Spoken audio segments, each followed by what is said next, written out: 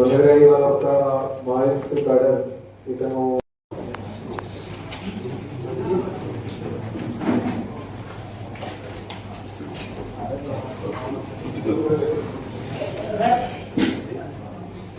మన దగ్గర ఈరోజు సరెండర్ అవుతున్నాడు. సో బేసికలీ దీనికోసం ఇది ప్రెస్ కాన్ఫరెన్స్ ఈరోజు చేస్తున్నాము. ఇతని పేరు వచ్చేసి మందార్ ఉబేర్, ఎలియాస్ కన్నన్న. అక్కడ పార్టీలో కన్నన్న లేకపోతే మంగన్న అని అట్లా పిలుస్తారు. అక్కడ ఇతను దండకరమైన ఎస్ఎస్సిలోని డివిజనల్ కమిటీ సెక్రటరీగా పనిచేసేవాడు.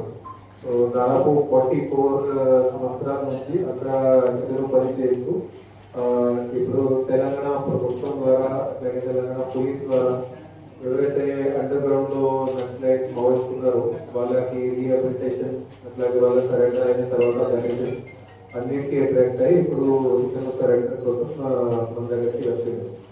సో ఇతను బేసికలీగా 1979లో మన దగ్గర NIT వరంగల్, అప్పుడు RSC వరంగల్గా ఉండే, అక్కడ హాస్టల్ మెస్ లో పని చేస్తూ అక్కడ రెడికల్ స్టూడెంట్స్ యూనియన్ ఆర్గనైజేషన్ ఉండే. సో అప్పుడు వాళ్ళ ఐడియాలజీకి అట్రాక్ట్ అయ్యి అవుట్ సైడ్ కి పోవడానికి స్టార్ట్ చేసాడు. సో 1981లోనే ఇతను అండర్ గ్రౌండ్ లోకి వెళ్ళి వాళ్ళ ఇక్కడ దళంలో జాయిన్ అయ్యాడు, కుట్ట దళంలో జాయిన్ అయ్యాడు. సో తర్వాత అక్కడ దళంలోనే ఉండి కొన్ని ఏదైతే వేరే వేరే కిల్లింగ్స్ ఉన్నాయి వాటిలో కూడా పార్టిసిపేట్ అయ్యాడు. కొంతమంది పోలీస్ కిల్లింగ్స్ లోని అట్లాగే జనరల్ పబ్లిక్ అని చెప్పారు వాటిలో కూడా పార్టిసిపేట్ అయ్యాడు. అట్లాగే 1988లోని ఛత్తీస్గఢ్లోని CRPF వాళ్ళు 20 మంది చనిపోయారు. CRPF వాళ్ళు ఆయన తోటలో కూడా ఇతను పార్టిసిపేట్ అయ్యాడు.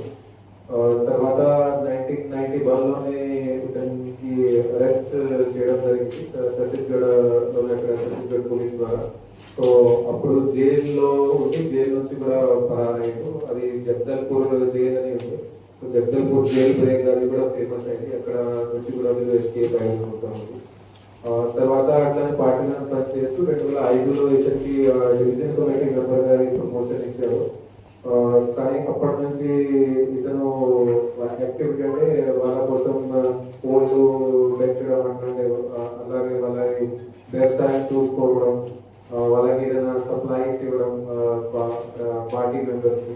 సో 2005 నుంచి అదే పని చేస్తున్నాడు. అక్కడ సిటీలోని ఛత్తీస్గఢ్లోని గుండరాయ్ అని విలేజ్ ఉంది. సో అక్కడ పెళ్లి చేసుకొని అక్కడ ఇతనికి 2 పిల్లలు కూడా ఉన్నారు. సో మావోయిస్ట్ పార్టీకి టోటల్ గా సపోర్ట్ చేస్తూ ఇప్పుడు తెలంగాణ ప్రభుత్వం ద్వారా ఇచ్చేది కూడా రీహాబిలిటేషన్ ఫెసిలిటీస్ క్రియేట్ అయ్యాయి. ఇప్పుడు మన దగ్గరికి సరెండర్ కావడానికి వచ్చేది. సో ఇప్పుడు ఇతని సరెండర్ తర్వాత ఇక్కడ వరంగల్ పోలీస్ ద్వారా తెలంగాణ పోలీస్ ద్వారా ఇతనికి సరెండర్ బెనిఫిట్స్ క్యాష్ రివార్డ్ ఉంటుంది ఇమీడియట్ గా, అది ఇతనికి ఇవ్వడం జరుగుతుంది. దాంతో పాటుగా ఇంకా వేరే వేరే రీహాబిలిటేషన్ మెజర్స్ మన గవర్నమెంట్ తరఫు నుంచి ఏవైతే ఉన్నాయో అవన్నీ కూడా ప్రొవైడ్ చేస్తాము. అట్లాగే వేరే కూడా మన దగ్గర నుంచి అండర్ గ్రౌండ్ ఎవరైతే కార్డర్స్ ఉన్నారో ఇప్పుడు మన వరంగల్ కమిషనరేట్ నుంచి 12 మంది ఇంకా కూడా వాళ్ళు అండర్ గ్రౌండ్ లో ఉన్నారు. వాళ్ళందరికీ కూడా ఫీల్ చేస్తున్నాము. ఈ మావోయిస్ట్ ఐడియాలజీ అందరూ కూడా చూస్తున్నారు. అది టోటలీ ఆల్మోస్ట్ కథం లాగానే అయిపోయింది. సో దాంట్లో ఇప్పుడు ఉన్న యువకులు వాళ్ళు కూడా ఎవరు కూడా అడ్డుకోవట్లేదు. ఎందుకంటే అందరికీ తెలిసిపోయింది ఐడియాలజీ తరఫు నుంచి ఏమి కూడా లాభాలు లేవు. అందరికీ కూడా అపీల్ చేస్తున్నాం, మీరు కూడా అది బయటకి రండి, నార్మల్ జనజీవన క్రాంతిలోని కలవండి. ప్రభుత్వం తరఫు నుంచి అన్ని కూడా మీకు రీహాబిలిటేషన్ మెజర్స్ క్యాష్ కానీ అట్లాంటి వేరే భూమి కానీ ఇంకా వేరే ఏదైతే అప్లికబుల్ ఉంటాయి అవన్నీ కూడా మేము 100% ఇస్తాము.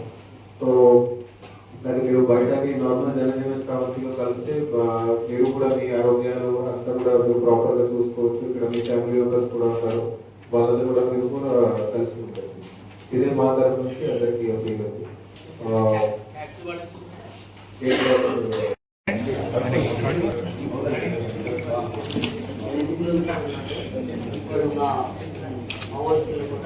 చాలా ఉత్తమ వర్గాలు ఉన్నాయి కాబట్టి పరిస్థితులు మనకు బాగా లేదు. నేను సరెండర్ అయినా అని మన ప్రభుత్వాలకు సాధారణ జీవితాలను నడిపించాలని మావోయిస్ట్ పార్టీలో అంతర్ అందుకే బయటకు అక్కడ ఏమైనా విభేదాలు ఉన్నాయా వాళ్ళ లోపల పార్టీ లోపల అంతర్గత విభేదాలు.